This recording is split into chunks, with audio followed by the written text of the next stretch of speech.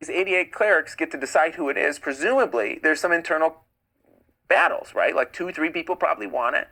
And they probably are putting their names out there. And if one of those people is able to make a deal with the U.S., boy, do your odds of becoming the supreme leader become really high. So when you have these talks of, ooh, someone's talking to the U.S., then logically amongst these 2-3 leaders, someone has to be like, did you talk to the U.S.? Did you talk to the U.S.? Did you talk to the U.S.? So I think there was definitely a ploy going on there. But TLDR, the Iranian regime is extremely weak right now from that perspective of decentralized. And we went on a huge rabbit hole. But because they're weak, decentralized, there's kind of like a bunch of mini leaders who get to do whatever they want. So it makes sense to me if it was an honest, oops, we didn't know that the ceasefire took place because no one told us. And apparently the U.S. is understanding of that. So, that's where we're at. That's where we're at. We talked about the Strait. We're going to have the guests come for the Strait. We should really talk about, we already talked about the jail too. All right, let's see what you guys are saying today. Hey, Arctic, thank you. I say they aren't supreme leader. Yeah, I agree. The supreme leader isn't very supreme when you come in a cardboard cutout. Literally, a cardboard cutout is what he showed up to for his loyalty party. Like, a cardboard, it wasn't even a good one.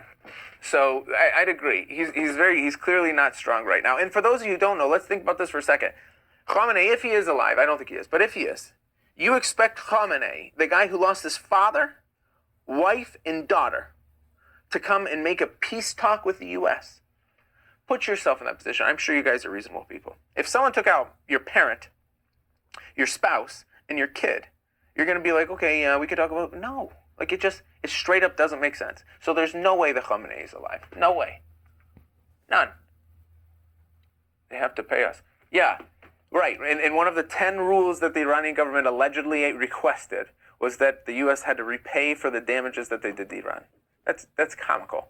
They dropped 13,000. They had 13,000 targets. That's comical. They dropped 13,000. They had 13,000 targets. Do you know how much money that is? The people complain. Look, people are already complaining about how expensive the war is, and it is. It's very expensive. That expense would pale in comparison to the reparations that would be. Like, I wouldn't be happy about paying for that. That would be ridiculous. The issue is the IRGC doesn't care. They care zero about the people, and we talked about it. If you care about the people, okay, power plant's more important than you, then clearly you don't care about the people, which is the biggest concern. I don't want to say that like negatively, but if I'm guessing, and I hope I'm wrong, if I'm guessing, I think that the U.S. thought that the IRGC would have crumbled by now and would have defected. And the issue is, these Islamic extremists, which is what they are not be there because of money and don't care about their lives. Now, someone's going to come on here and they're going to say, oh, the 2 billion Muslim people in the world, they all have that same mentality. And that's just so far from the truth. But what's not far from the truth is here's a legit group of people who are. I am a Reza Pahlavi supporter, 100%. Because let's think about this for a second. I want this Iranian regime out. Why? Well, because my family's there. I've been there. I spent 3.5 years there. Literally, my cousins, aunts, uncles, my grandparents, my stepmother, they're there. I want to be able to bring my family there and have my 5-year-old, 4-year-old meet my grandparents. Wouldn't that be nice? Is that big of an ask? I want to be able to bring my kids there and show them, hey, every summer, this is where I went. This was the gym I went to. This was the place I played soccer. This was the store I went. This is where we climbed a fence. I'd like that.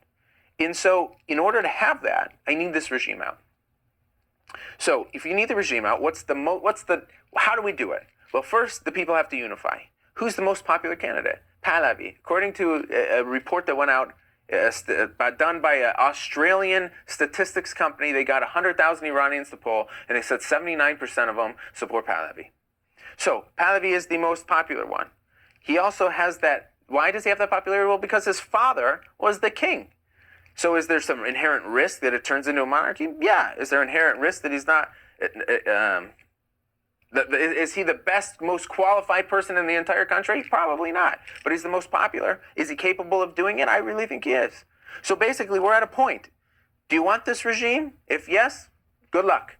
If no, then we have to unify. And if we unify, who do we unify behind? The popular person. We don't need him to be perfect. We need him to be better. And he has a plan, and he didn't write the plan by himself with ChatGPT. He hired, well, I don't even know if he hired.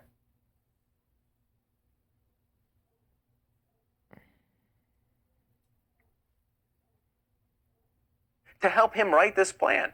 And the plan starts by giving the Iranian people the opportunity to decide what type of government they want. Do you guys want a democracy? Do you want a monarchy?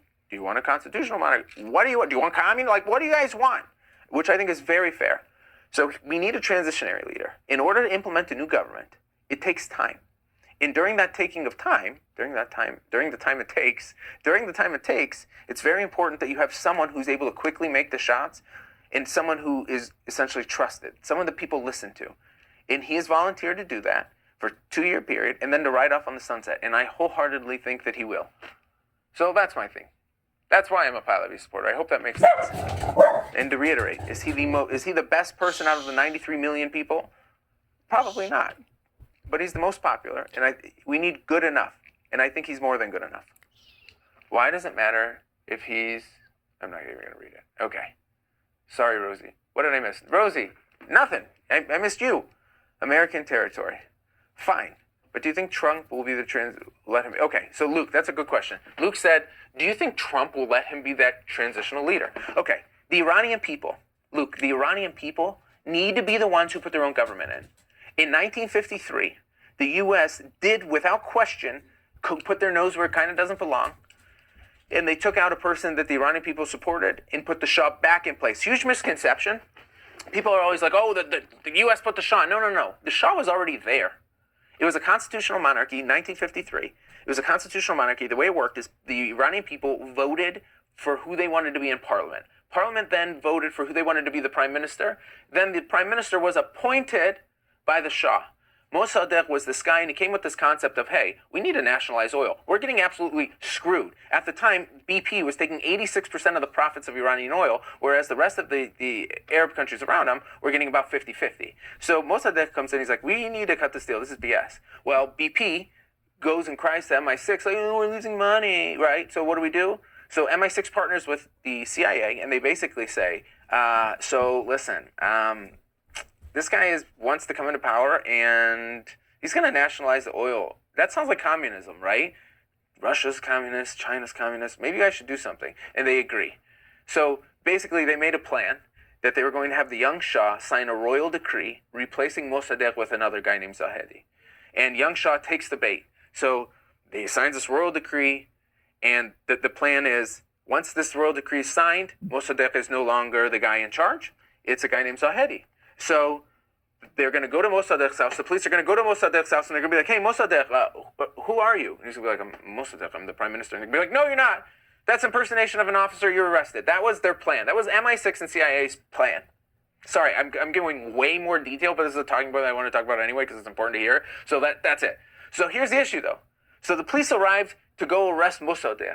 This is what the best of the CIA and MI6 can come up with. Except Mossadegh had already found out. So he had his own police waiting there. So I want you to envision this. So these police are walking up all excited, like, yeah, we're going to go arrest Mossadegh. Knock, knock, knock. And Mossadegh has police behind you. And he's like, I've been waiting for you guys. And then he arrests those cops. This is real life. So that's like the drama of it. But the U.S. and CIA, the CIA and MI6 ended up doing this. So they don't quit. Mossadegh goes to the street and is like, hey, thanks, MW. Hey, oh my gosh, look, they staged a coup. Look at what's going on. This is crazy. And Shah flees. He's like, I can't deal with this. So he leaves. He's young. He leaves. Well, Mossadegh's on the street, and he's on the radio stations, everything like, hey, listen to what's happening. And he's now the one who's in charge of the country. Well, the U.S. and CIA don't like that. So what do? They decide, okay, attempt number 2, we better make it count. They hire protesters to support Shah and to support Mossadegh. What they're really trying to do is just make the streets look like chaos. They're trying to make chaos. So they're sending propaganda stuff on the radio, and they're making flyers, just truly trying to say Mossadegh is whatever, bad-mouthing Mossadegh. And then they're starting to put people in the streets to be like, hey, like, it wasn't like this when Shah was here. Like, it was much more normal. They literally did this. It's Operation Ajax. So the U.S. has been meddling with the Iranian regime for a while, but with that old one, right? And so it gets to the point where there is chaos on the streets. And finally, Mossadegh is like thinking like, what's going on? This is chaos. Zahedi, the guy that was replaced by Mossadegh, comes rolling in with tanks. And he has this beautiful piece of paper. I think it's a scroll. It had to be golden. We're Persian. There's no way it wasn't golden. He comes in with this golden scroll on tanks, and he goes, I'm here by the power of the Shah, and I declare that the Shah is the leader. And when you have the Artish, the national military, you win. So that's the true story of the U.S.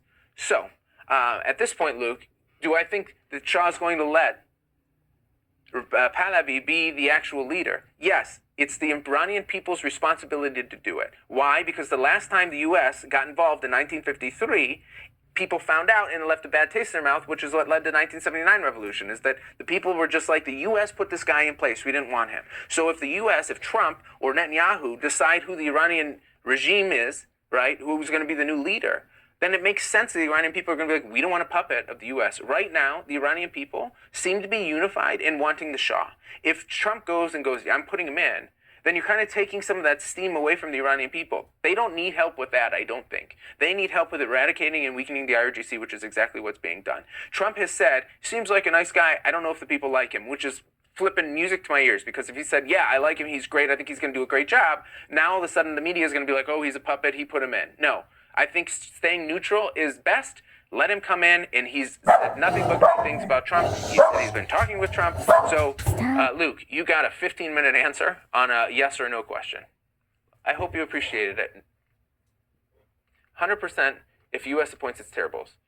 CIA did this to over 40 countries. Thanks, MM. So, that's the 1953 Mossadegh story. It's not our job. Chelly, I agree. It's not. We're the Iranian people, and I'm speaking on behalf of majority for sure, are extremely appreciative of the weakening of the IRGC. No one likes war, right? Like, no one likes not being able to sleep because of the boom booms. Like, that's not something people like. People don't like cultural sites getting hit. People don't like having to pay quite literally 10x the price for food. They've now been on an internet outage for over 40 days. Like, people don't like being oppressed. They don't like what's going on. Living in fear. Like, it is legit living in fear. But at the same time, they need the IRGC weakened. They've tried doing it themselves with quite literally sticks and stones. And it's not fair to have sticks and stones against tanks. And then I think it's another important thing, which is completely unrelated. Shelley, I hope I answered your question. But what's completely irrelevant to this discussion, but I think it's important to hear, is that supposedly, according to the president of Iran, who is a huge liar, who also is losing complete control of the country. He was already a puppet, and it's just basically a popularity contest because he has zero authority when you have a supreme leader. But he made a statement out there saying that 14 million people were out on the streets protesting, saying, please don't hit our power plants, which is, realistically, he was probably two digits off, two zeros off. Protests in Iran have been mandated many times.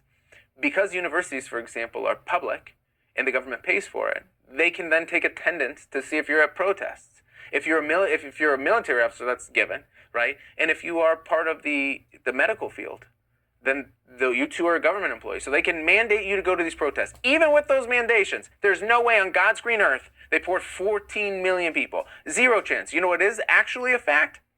3.5 to 5 million people went on their own, risking their lives, where they took live rounds early in January. That's a fact. So I think it's extremely important to pick and choose, like, whom you're listening to, right? Because if it's such BS what's coming out of their mouths. He also said something that was really funny when he made a letter directly to the Americans. It's in English, British English, which I think is funny, like color C-O-L-O-U-R. Like, if you're writing to Americans, then we spell it C-O-L-O-R. No disrespect to the Brits, I'm just saying. But he wrote in that letter that Americans, what you have to understand is that when people are attacked, they bond. And when they bond, they tend not to forget the people who caused the damage, which is hilarious. Not hilarious that with the words, it's hilarious that he said that because he's 100% right. The issue is the Iranian people are not grouping up and hating the U.S. The Iranian people are grouping up and hating their own government, who's supposed to protect them, but instead decided to use live rounds. So he's spitting facts, just ignorant to what the facts mean. Does that make sense? So there we go. Maybe you should, darn it, I missed it. I'm sorry. If it was an insult, I'm glad I missed it. If it was something nice, I'm sorry. Maybe you should be our presidential. No, I'm not going into politics. Okay. Holy cow. First of all, thank you guys for all the gifts and stuff too. Is that a $30 chair on TikTok? No, this is like a $90 chair on Amazon. It's lasted 2 years. It's not great. My butt's a little like sitting on metal right now, but it's okay. Mandations, 100%. Sad that they use their people as puppet. Lady D, you're so right. Puppet isn't even it. They're like pawns. Except not pawns, because pawns, you have a certain amount of them, and you're like, oh, I better protect them. Like, I'm not going to just... When you're playing chess, you don't take a pawn and go, I don't like this. Like, you at least use it for something. The IRGC has had zero sympathy towards their own people. And that's why thank you, Shiver. That's why I think it's so important to realize that this threat of hitting the power grid meant zero to the IRGC. They don't care. They don't care at all. They're underground with generators. I keep saying that, but that's true. They don't care. Oh, you hit our power grid. Oh, our people are going to be hungry. So? That's their thought. And especially now, they know. They're not dumb. They know that their people hate them. The IRGC, there are hundreds of videos of IRGC people walking out and the Iranian people attacking them. Like, they know that they're not liked. They know that they are imposters in their own country. So think about that. When you're hated by those people, naturally, you're going to start hating them. And if you start hating them, do you really think, like, how is that going to make them feel if your enemy loses power? You're going to be like, oh, poor people. No, you're going to be like, good, screw them. That's the IRGC's mentality. So that's not a threat. They're like, oh, good, yeah, but shit, we'll do it too, right? Anywho. Hey, Pamela. They wanted this to happen for 47 years. Slip, you're so right. 100%. It's sad that liberal women in the U.S. do not care about women in Iran. Christine, I think it's probably an education thing, right? Because I don't think people are bad. So if liberal women are supporting this, first of all, they're entitled. They don't have to. But I think it's important that they understand. I want them to make sure that they understand the true end-to-end oppression that the women are going through. And it's not just women. Men are oppressed too. Kids are oppressed too. Like, women for sure. They have to wear their hijabs and their mantos and whatnot. So for sure they are. But also, we haven't talked about this. The LGBT community is super oppressed. Super oppressed. They're like, I can't get banned again, but they are unbearably bad. They will, if you identify to be part of that community, it's very common for them to just unalive you, or for them to do a gender reassignment surgery, regardless of if you want one or not. So it's not a very liberal place to live. How about that? Maybe that's BC. They will still vote for Trump over any Democrat because of where Democrats stand today. I think I missed some of your point, Valerie. I'm sorry, though. It's insane that Trump threatens civilian targets. Their government doesn't care. Kevin, from that perspective, hitting the civilian target, the government doesn't care, for sure. Hitting the civilian targets, I just want to challenge you there. Look, hitting the power grid sucks. Like, not good. Without the power grid, you don't have water. And another thing that I was chatting with my father, he brought it up fantastically. Because the inflation is so high, and because of the exchange rate is so much, you're talking about a loaf of bread is 1.5 million IRR. People just got used to having their card, right? Like a debit card or whatever. And so, sorry, I went to pick up a card, but it was a tag, and my whole thing just ripped up. Anyway, they're used to using their debit cards. They've already taken out 2 of the big banks where your debit cards are essentially useless. So people have now figured it out, right? But without power, your card is now useless across the board, all of them. So how do you even buy stuff, right? You're not going to be walking around with suitcases full of cash to go get a loaf of bread. And on top of that, people just don't have cash. Why would you? You're going to be having a room full of cash. So taking the power grid out is really, really going to hurt the people. However, the only reason I'm challenging you, Kevin, and I'm agreeing with you, I'm picking your word choice, is the civilian targets. The civilians are for sure the ones who use it. But, and I'm just saying it this way, not that it's okay, Kevin, I don't think this is the right move. But the military does use it too, right? So it's not like it's going to be zero damage to the IRGC. I made a video, TikTok Bandit, it was on the efficacy of it. Like, how much, on a 1 to 10 scale, how much are you going to hurt the IRGC by hitting the power grid? 1. 2. You're going to hurt them at 2 out of 10. How much are you going to hurt the people? 10. So is the efficacy worth it? Is the damage that you're doing to the IRGC worth it to the damage you're doing to the people? And I think the answer to that is no. Fortunately, thank God, we didn't have to find out. But I hope I at least explained myself, Kevin. Again, not disagreeing with you. Freedom comes with a price. Barkline, you're totally right. You're totally right. And the Iranian people have already paid a price. Not saying it's enough. It's more than enough. There shouldn't be any life casualties to be paid. But I'm saying I don't think that means it's it. There's probably going to be more. But don't forget about what they did in January and February. There was a new a report, and I should have remembered the site. It was one of the humanitarian things that they said that the new estimates are 32,000 from their lens. Their lens. If you talk to anyone inside Iran, the number is significantly higher than that. Unless you're the government. Then they'll be like, oh, no, actually it was zero. It was outside T groups that came in, infiltrated our country, and did it. Yeah. Speaking of infiltrated our country, there has been a countless number of, do you call them brigades? Countless number of envoys, groups of military people coming in from Iraq with the Iraqi flag, with the Iraqi patch on their hat, their stuff, coming in to support the IRGC. Israel did attack one. So now at these protests, I don't want you to discount how many of those are paid now and how the Iraqi people, the military, is coming to help the IRGC. Tell me that's not messed up. And for those of you who don't know, it's not the same language. In Iran, they speak Farsi. In Iraq, they speak Arabic. So it's not like you can even communicate with these people. It's just different. Iraqi militias. Yes, Moses, thank you. Thank you for clarifying. Iraqi militias. Are you a birthright citizen? I was born in the United States of America. I am a dual citizen, though. We are so blessed in the U.S. We can afford to help them. Christine, that's a beautiful thing to say. The Pahlavis equal Mossad agents. Okay, if your statement is true, which it's not, they're not Mossad agents. But you know what is true is the IRGC is literally a T organization. Ask the UN. Okay, 50M died in World War II. That's a lot of people. So are we going to unalive the new leader because he's... I think he's already unalived. I think Trump was bluffing to set the trap. I really hope. We did this exercise already, and every time I do it, I need to figure out how to do a poll. I need a moderator, and then I need to figure out how to do the poll. Can I do this? Quick poll? Oh my God. I might be able to do this. Okay, give me okay, don't do anything yet. And I hope this doesn't cost anyone. Like, if it costs money, don't do it. But I want to, now I can actually quantify this. So let's pretend you're Trump for a second. Or pretend you're the president, you're not Trump. If there's the human chains of people surrounding the power plants, and let's assume that there are 1,000 kids holding hands, kids and women, holding hands around the power plant, and the deadline comes up and the Iranian government did not come to a ceasefire. They didn't agree to the terms. If you're Trump, or you're the president, are you going to strike the power plant and take out the kids? Or are you going to not? If you're going to strike the power plant and take out the kids, give me the crying face. If you're not, give me the face.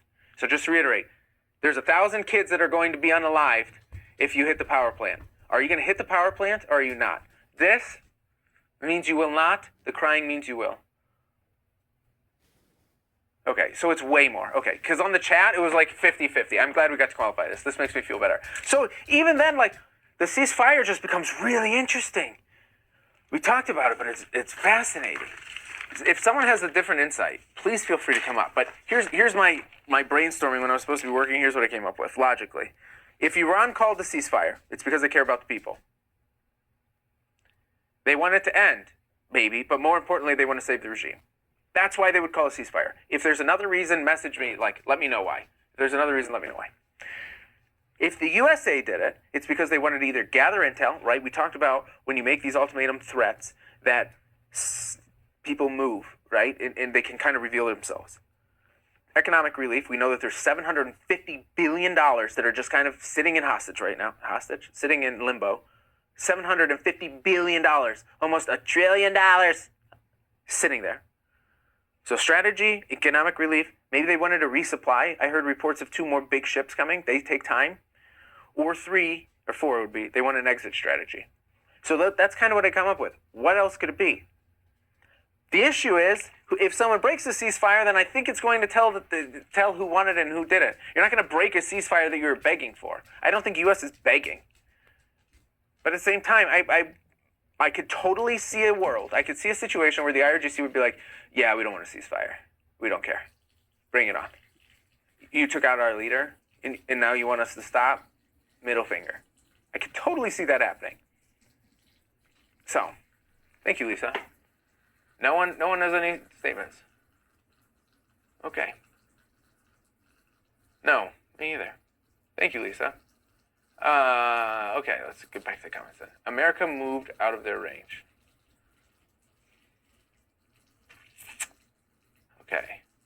People in Ukraine surrounded by churches and historical sites, and Putin still. Okay, yeah. I don't think Putin cares too much. I don't know enough about Putin's personality to see, but he doesn't seem like the guy. Actually, I saw a news report today saying that he was considering dropping a chemical nuclear thing on Ukraine. So I don't think he cares. But do we really want a president to be like Putin, right? I don't know if that's good.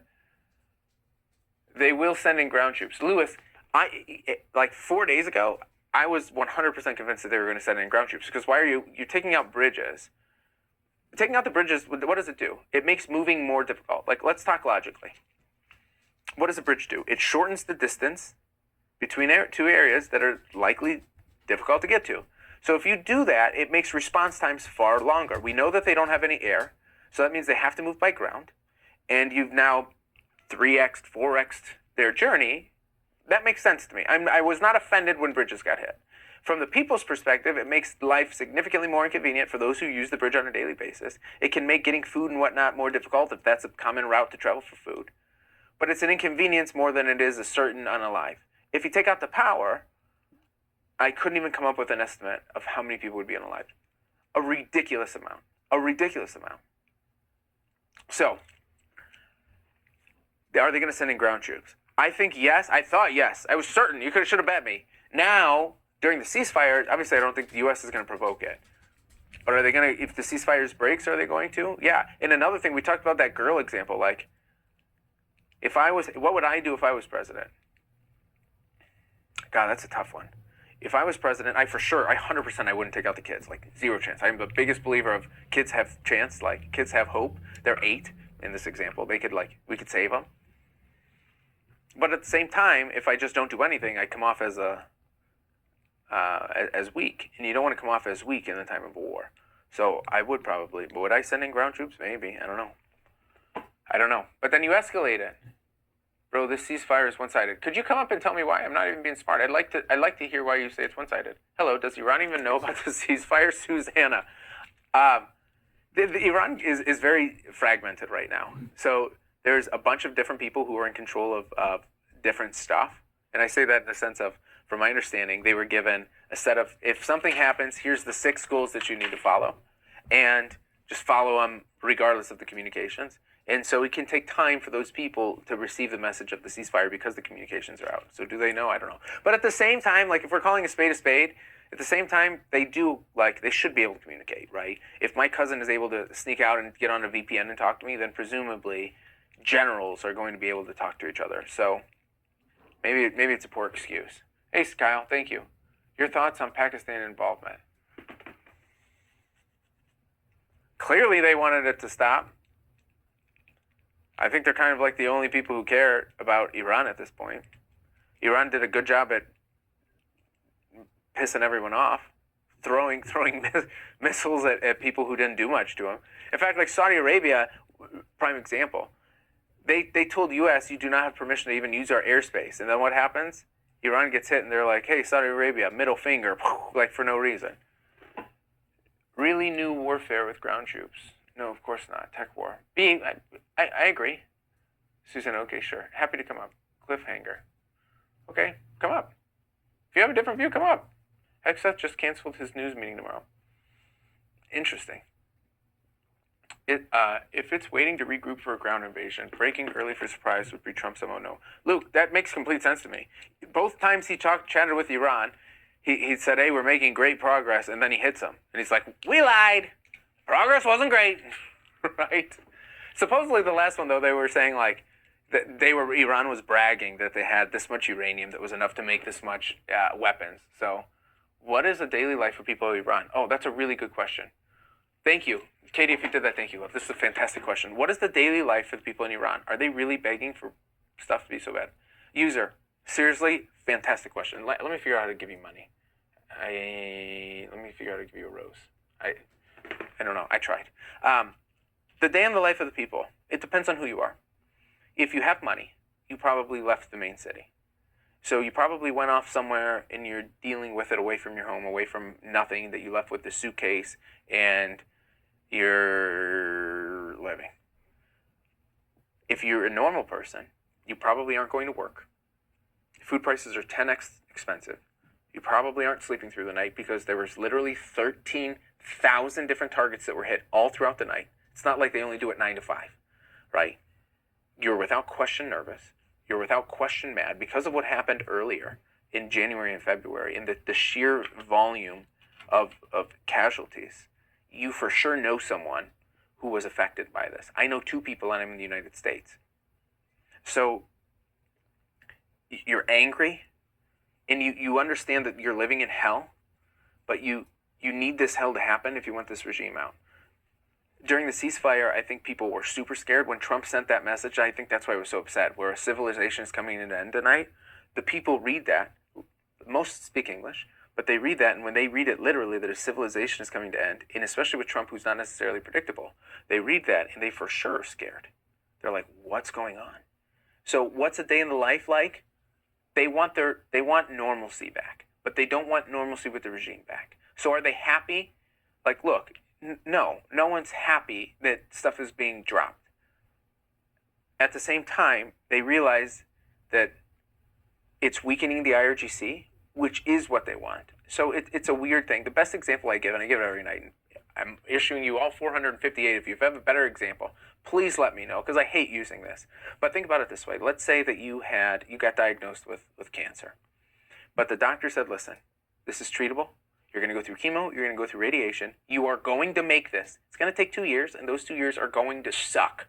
Okay? You're going to lose your hair. You're going to not eat. You're going to get skinny. If you had muscle, you're not anymore. Like, it's going to suck. However, at the end of these 2 years, you're going to make it out, and you're going to be better than you were before.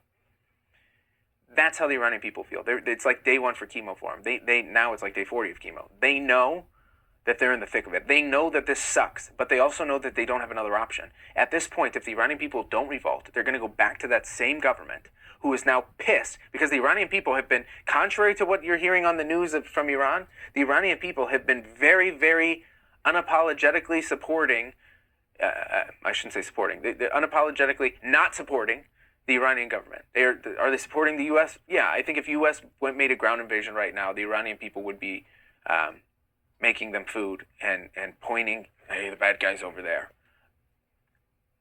So I hope I answered your question. They want freedom, right? Like it's that simple. When you don't have freedom, then not that much else matters. And especially when you're that oppressed and when you're scared, like as a man, I was 26, 27 when I last went to Iran. I did not feel comfortable walking in, statistically speaking, a safe country from other people. People aren't going to hurt you there. It's a very safe place. It's the government. I didn't feel comfortable walking a quarter mile from my aunt's house to my grandparents' house. Like I didn't feel comfortable walking a quarter mile, and I'm a man. And I'm not saying like, oh, I'm a macho man. I'm saying like, I was not afraid to get essayed, right?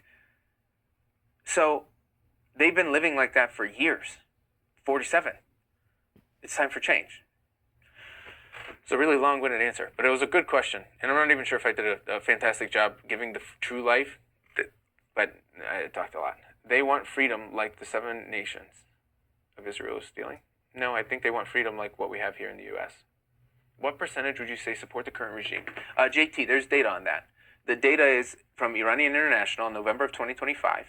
92% of the Iranian people were not happy with the current regime. They want to change. 92%. That was before the massacres that had occurred. So statistically speaking, I'd assume it's go up. Someone's going to come here and be like, yeah, but people bond together during a time of war. And I'd be like, yeah, exactly. When the government was attacking their own people, they bond together. That number went way up. Not when U.S. is here taking out the people that did that. Everyone wants to live in peace. Wanda, you're absolutely right. I might fight for Iranian food. Cutlet. If someone asked me what my favorite food is, I gave a top 3 and I didn't include cutlet. I mean, shame on me. What kind of Iranian am I? According to the comments, I'm Mossad, not Iranian, so I guess it doesn't matter. Exactly. That's exactly what I was thinking. We can't stop. We have to finish the restoration. Beach Girl, the only thing I'll challenge you on is I don't think that the U.S. and Israel need to pick the leader. I think they need to weaken the government to the point where the Iranian people are able to do it themselves. Desperation will make you amenable to things you might not otherwise. Gina, that's a beautiful, beautiful thing to say. You're absolutely right. So well worded. Oh no. Oh, now it's safe. Yeah, I don't think it's safe. They want freedom. Yes, they want freedom. So what's changed? Same people running the government. Thomas, I agree. Trump and Hegseth, everyone is saying it's a regime change. I understand that from the terms of you have new people in, but they're following the same rules. So I think the regime change that the Iranian people want is they want new rules, not new people. And the new people, they're not going to be better. I said it before, and I don't think I did a good job articulating it. The people right now, the Iranian people, have already attacked the IRGC back even in January when they were getting hit. They have attacked them. There are videos of IRGC members, one or two of them walking by, and then the crowds of Iranian people coming in and seeking revenge for what they did to the 40, 50, 60, 70, 80,000 Iranians that were unalived from them. Without question, the IRGC does not like the people of Iran. They volunteer the kids. They're constantly being hated everywhere they go. So it makes sense logically. I'm not saying it's okay. I'm just saying if I put myself in their head where I am constantly getting stuff thrown at me, I am constantly having my life risked if I go by myself somewhere, it makes sense to me that they would start hating the people. The issue is they're the ones who are supposed to be protecting the people, right? So like, let's say that you're a celebrity and you hire a security team. How good of a job is the security team going to do if they hate you with a passion and wish you weren't alive? Not good.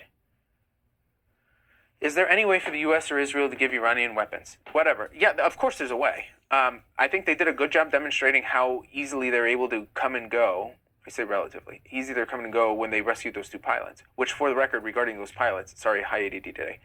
When they were rescuing the pilots, what the media didn't do, I posted a video on it, please watch it, is they didn't show that where the pilots went down, there was one big access way to get there. And the Iranian people in the middle of the night got in their cars and caused a traffic jam so that the IRGC couldn't go on that bridge to find where that pilot is, even though there was a 90 trillion IRR bounty on his head. 90 trillion.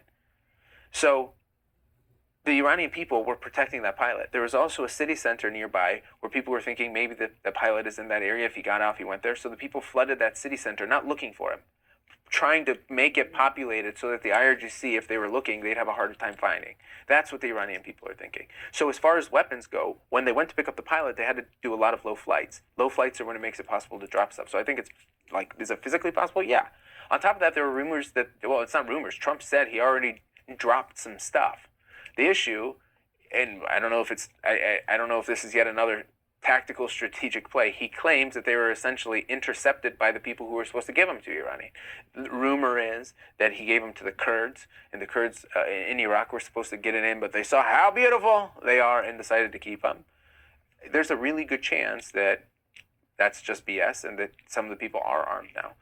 2-3 weeks ago, I was saying arming the people is not good. Why? Well, because it's going to drag out the timeline. It's going to make this from a 2, 4, 3 week, 2, 4, 5 month situation to a 4, 5, 10, 15 year situation, because you have to eradicate these people, and it takes time to train, and casualties are going to go up. Now, though, I've seen the Pahlavi called for the Immortal Guard, which is like a sleep, quote, quote, sleeper cells of people who don't like the regime, and they're doing some damage. There's estimates of up to 2,000 of them who are anti-regime. The issue is that's not even 1% of what they're up against, so it's very small. A lot of ranting today. Sorry, guys. Okay. Hi. Have you seen the Lego thoughts? Rebecca, I have seen way too many of them. And I have to give credit where credit's due. Whoever's making them is very gifted and talented. I don't like the message, but I think they're really good at their job. And so I think we should use them. If I would totally use them to hire them in my marketing company. If I had a marketing company, I'd totally use them to hiring. I would hire them as marketers for my company. But not if they're supporting these teas, not those people directly. I'm saying that talent is useful. Those videos are good, but offensive. What do you think of the Lego thing? Wow. Is that the same person? Lego. There you go. That's my Lego comment. Trump is helping citizens by hitting the IRGC. Valerie, you're 100% right. What was the name of the pilot that you claimed was rescued? That is a bold-voiced lie you just told. First of all, the pilot's identity should be saved. I think his number started with D and ended with A. The video that they posted of his identity, that they claimed they found his wallet, her wallet rather, it was a girl. I don't know how accurate that is, but I'm not sure where you're trying to get at, Diamond. What bull-faced lie? Literally, they made countless press conferences on this topic. Stephanie, what story? Would you mind elaborating? Okay. We are praying for the Iranian people would find him to protect them. Brenda, I think that would happen. Hand to God. If he was by my family's house, for example, like, I really think that not only would they try to protect him, I think that they would try to hide him. I joked the night that he went missing, and someone asked in the comments, they're like, well, what would they do if the Iranian people found him? I was like, they'd bring him to his house, they'd shower him, they'd probably give him the nicest dress clothes that they had to lay him up on the couch. He'd be in so much pain because he had eaten so much. He'd be sitting up with his feet being massaged and loved. That's how he'd be feeling. Seriously, it's called, it's the Persian hospitality. So I'm sure that would have happened. It sounds like a Mark Wahlberg movie, right? How do I know the pilot situation? Stephanie, I made a video. If you're talking about how do I know that people were flooding the streets, look at the video yourself. I took clips of the video. It's a full video of the traffic jam and them rushing the thing. I don't know why that seems hard to believe. Enemy of an enemy is a friend, right?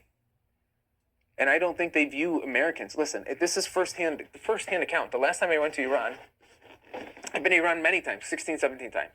But there has never been a time where the people of Iran hated me because I was American. Never. I used to go to tennis class as a kid in Iran. They'd drop me off at tennis class with the other Iranian kids. So even as a kid growing up, I dealt with zero racism from Iranians for being American. Boy, did I deal with racism from Americans for being Iranian. I'm an American. Clearly, I don't have an accent. My mother is ghostly white with blue eyes. Father, not so much. Mother, for sure. So the Iranian people do not at all hate the Americans. I don't even want to say envy, because envy it makes it have a negative connotation that they're like, ooh, no, they love us. They watch our movies. They listen to our music. They dress like us. Like, they are our biggest supporters. So the Iranian people don't care about money, right? Think about this. If someone took out your best friend, and I hope this never happens to me, but if someone took out your best friend, and then all of a sudden they're like, hey, I'll give you, it is equivalent to like 60 grand USD. I'll give you 60 grand if you forgive me. You're going to be like, okay, sure. Okay, we're good. No, I'd slap that money out of their face and then I'd try to get revenge, right? So that's the same as the Iranian people. It shouldn't be that hard. Okay, oil, money, and politics. What happened to Iran from here? Is it hopeful? Iranian people, without question, like 100%, are going to have to make an attempt to change the regime. They have to. If they don't, they're going to. But if they don't, and this government stays in place, the Iranian people are effed. For sure. Way worse than before. And even if they are effed and way worse than before, I don't think they're going to blame U.S. and Israel and say, why did you guys get involved? You shouldn't have. I think they're going to be appreciative of the opportunity that they were given. That all being said, I don't think the people are going to back down. In Pahlavi today, which is shocking me, I was pissed. Pahlavi today said, Iranian people, now is not the time for an uprising. So I'm hoping he knows more than I do. I'm sure he does. So when they change, it's going to be a much better place. But I think there is going to be problems in eradicating the IRGC and the Basiji. So why are Americans backing the Iranian regime? You know, Chris, honestly, that's a great question. Why are Americans backing this known T group? And I think the only answer is miseducation. Uneducation, lack of information. Let's say that. Lack of information. I think that's why. That's a fair question, Chris. I think of that all the time. Hence why I come on. It's like, hey, listen, I don't have an agenda. I think it's important, though, that you at least understand what the Iranian people are going through. Hence why I come on. And for the record, for those of you who just joined, welcome. This is a little bit different of a class. This is a little bit different of a live. We were supposed to have a guest. Something personal came up. He is a Strait of Hormuz expert. He gave us Cliff Notes, read through the Cliff Notes, and we will read them again when he comes. Typically, though, what I'll do is I'll go through the history of Iran for the first 15, 20 minutes, starting at 1953, working our way down from current. In general, if I can get your attention for that 15 minutes, then I'm pretty sure you will be educated enough to come to the conclusion that, okay, it's time for this regime to go. This is not an opinionated discussion, the data stuff. It's like all facts. You can Google it. So thank you guys for coming. I appreciate you, though. You know, once they deal with Mexicans, they target all. Yeah, that's not very nice to say. Okay, we talked about that. I'm 100 messages behind. I'm sorry, my friends. You gotta follow man love. The work keeps the Americans woke. You gotta follow man. Love the work. Thanks, man. Chris. I was assigned the hostage crisis. Of course, opinions were ugly and appeared hateful towards the U.S. Brenda, what are you talking about? You were assigned? Did you do something cool? If you did, come up. Amanda, it's a straight open. As I came in here like an hour and a half ago, there were 4 ships. No, it was an hour ago. There were 4 ships that had passed through. Typically, there's 100 to 130. There is currently, I have it all written here, there's currently 800 to 3,200 ships that are backlogged right now. So it was a straight open. 4 went through. I'd say it's not open. There's still $750 billion waiting and idle. So I'd say no, it's not open. And Amanda, if you message me, I'll send you a picture of the Cliff Notes. But basically, we learned a lot about the Strait. For those of you who already heard it, maybe I'll just go through real quick points. Basically, the Strait at its tiniest point is 21 miles, but the actual shipping lanes, there's only 2 of them. They're 2 miles each, 2 miles wide each, and there's 2. So really, of that 21 miles, there's only 4 miles that they're able to travel through because of the depth. And so it's not that hard for them to set their drone, the Iranian government to set their drones or to lay mines or stuff to make that stuff difficult. And then the Strait open or close, the other big takeaway I'll say is that there's not necessarily a gate. Not necessarily, there's for sure not a gate. It's 4 miles, that's huge. What they do though is that the insurance is priced depending on how risky it is. And the margins on those shippers are relatively low. The guy who's supposed to talk about the Strait of Hormuz is really wanting to hit hard on that insurance piece. So basically, it got to the point where it's so expensive and so risky that it just doesn't make sense to travel through because of the threats from Iran. So it's not that it's open or closed like there's a gate with a chain. It's more so, is the risk low enough? Is there enough trust and risk that people are willing to ship through? So we talked about, I think, most of the stuff, though. Okay, someone said they were assigned a hostage trip. When you say it's not open, what exactly do you mean by that? I mean that the Iranian government, it's not even Iranian government. When they say the strait's not open, it means that the boats don't feel comfortable enough to travel through it, right? That the boats think that because the insurance prices are too high and because the risk is too high, they think, we shouldn't travel through. Because the average boat is probably a rude word to call it, but the average vessel is $350 million worth of the boat and the cargo. That's a lot of stuff to go down. 300, and plus on top of that, how many crew members are there? I should have asked them that question. We'll ask them tomorrow. How many crew members are actually on the staff, on the ship? Because you don't want casualties from that. Brenda, I apologize for making that post clear. Darn it, I missed it. No worries. Why don't you join the military instead of talking? That's a fair question. Why do they let 4 ships through? Peggy, I don't think that there's not little boats that are blocking it. I think 4 just felt comfortable going through. Okay.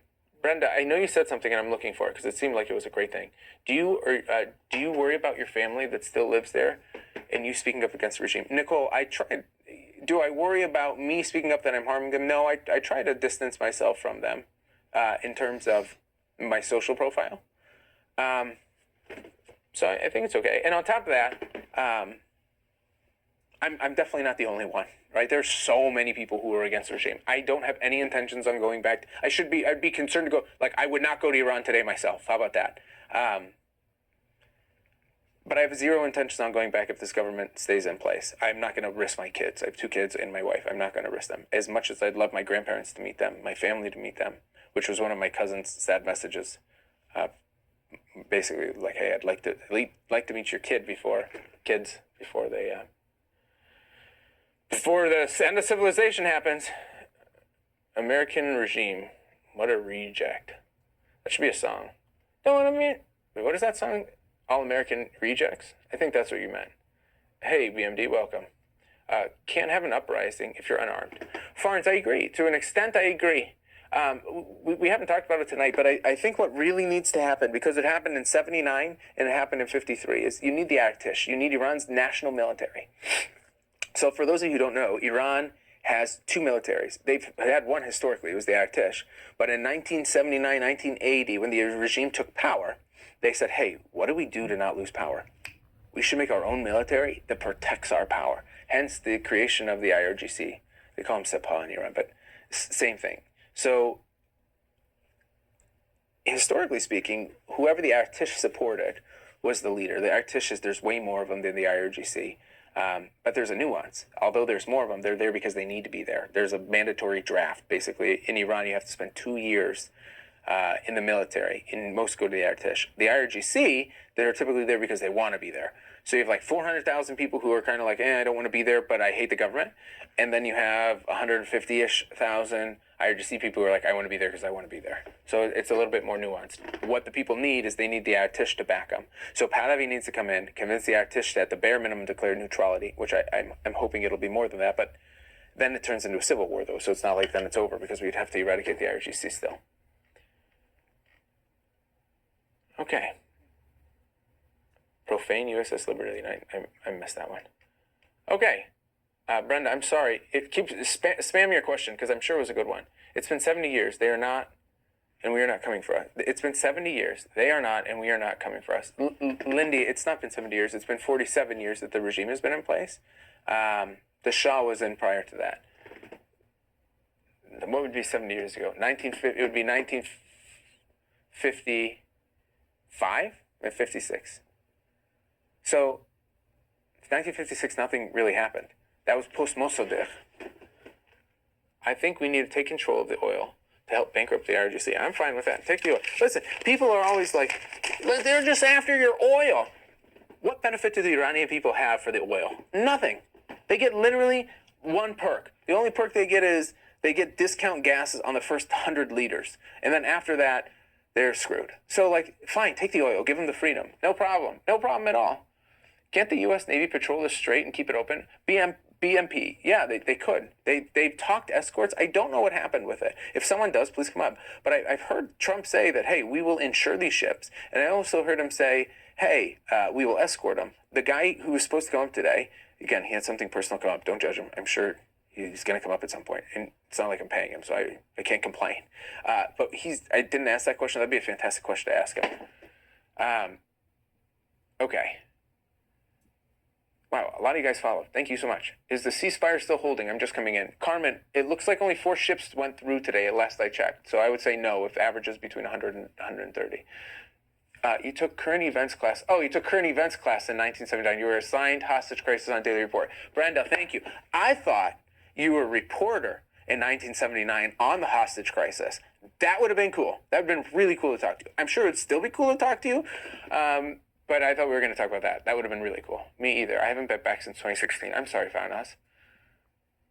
God willing, we'll go back. And we'll have chai. Do we know what countries ships went through? I didn't look that up, Amanda. That would have been a good thing. Need a Christian revolutionary. I think we need to be daddy. I don't think we need a Christian revolutionary. I think we need a secular. I think we need no religion revolution. How about that? In general. Aside from the Vatican, I guess they pulled it off. When is religion associated with government? Good. You can't have a religion associated with government if you want to have the freedom of religion. My opinion.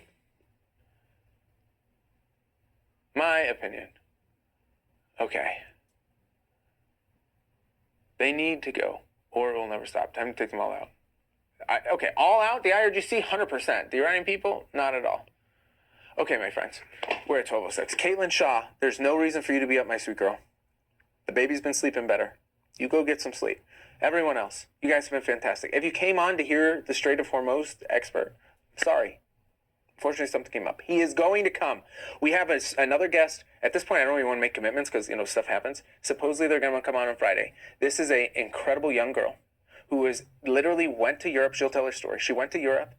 Then when it came time to come home, she got stuck. She couldn't go back to Iran. So she's going to come on anonymously. She 100 million trillion % is Iranian.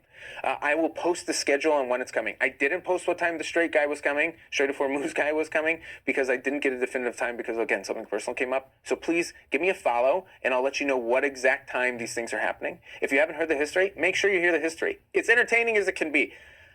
I hate history, but this is interesting. Am I missing anything key? I think I hit most of the big stuff. You guys have been incredible as always. We're at 40,000 likes. I hope no one got a carpal tunnel. It's not worth it. But apparently the likes do help spread it, so thank you guys for that.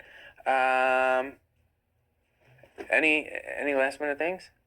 I saw the original woman taking off her job after she I saw originally the women were taking their hijab off after the Shah was uneliminated. Are they still?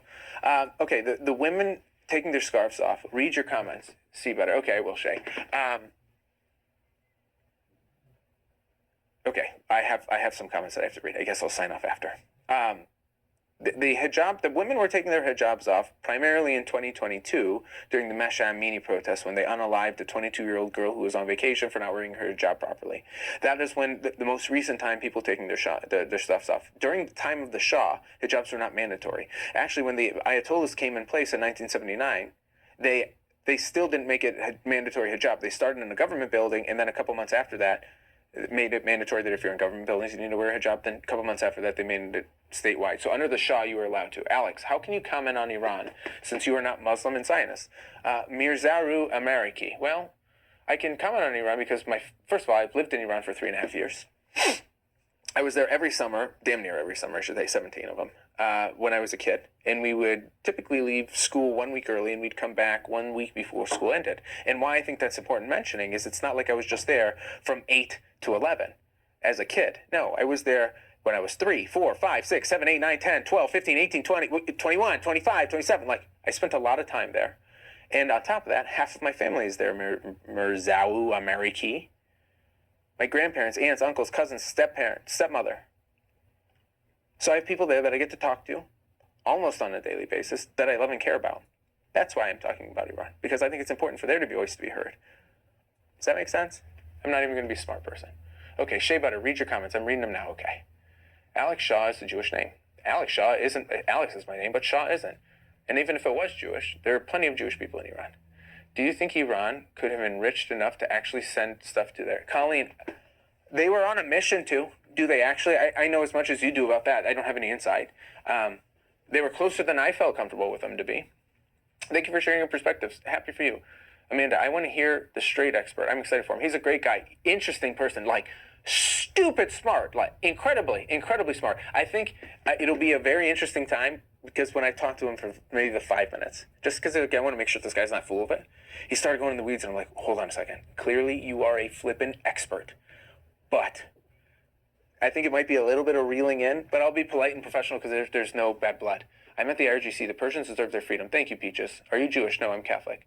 I want to die for Israel. You're going to get me kicked. Darn it, I can't believe I said that. Up yours and up USA. In Persian, we have a sentence for you. We'd say, Gochor modar jende, amato gaida. Kiram tudanet, okay? And that basically means, I'm sorry we don't feel the same way. It doesn't. It means something way worse. Farnos understands what it means. How do they get weapons to overthrow the government? Okay, people are saying read the comments. I'm reading them. Awesome insight. Thank you, guys. Good night. Thank you. Good night. Thank you. My best friend's family was worried about the family in 1979. I won't give her name. Better be safe than sorry. I originally saw the women taking off their hijab. Okay, I'm all up to date. Shea Butter, I was reading the comments. You're just hating. Okay, apparently there were some Iranians because they get it. Farnos got it. Shauna got it. Thank you. Iran controls the strait. They control the economy. Catholic. I am Catholic. Viral allegedly. I'm not a good one. I didn't go to church on Easter. Most people don't know the difference between Persian and Muslim. You want to address that? Yeah, sure. Muslim is a religion. Persian is not. Persian is a culture. So let's compare. Statistically speaking, most Muslims drink tea. Most Persians drink tea. Maybe that's where you got your mix-up. Historically speaking, if you go back in time, Persians weren't even really Muslim. They actually stem from Zoroastrian. I'm not an expert in that topic, but basically they worship fire. After being conquered by Muslim nations, they started becoming Muslim. In 1501 is when they actually declared themselves to be Shia Muslim, purely for the sake of wanting to be different. Persian Empire was 2,500 years old. Persian Empire is 25, almost 25 and a half, 2,550-ish years old. Way older than the Islamic religion. Can they get weaponry to take out the regime? They can't manufacture it. They will need help with that. I have important info for you. Hey, Carly, message me. Please do.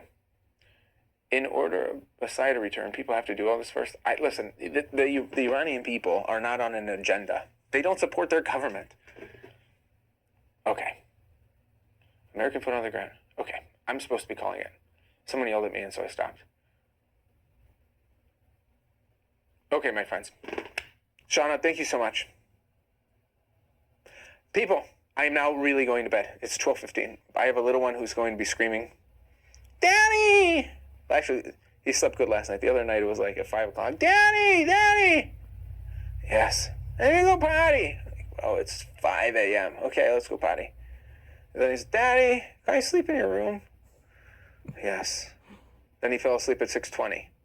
Like, well, I have to be up in an hour. Thank you. So that's what I'm likely in for. And if my wife is on here, that means that she's probably up. Which means that listen to me. She's beautiful. She's fantastic. She's great. She needs sleep, though. If you're catching my drift, she doesn't get sleep. No bueno. No bueno. And tomorrow, yeah, anywho. So I'm going to get off. It's only 9:15. 9:15 for you. It's 12:15 for me, my friend. Dang thin. G-side is fine, I guess. I have no idea what you're talking about. But under no circumstances, G-side fine.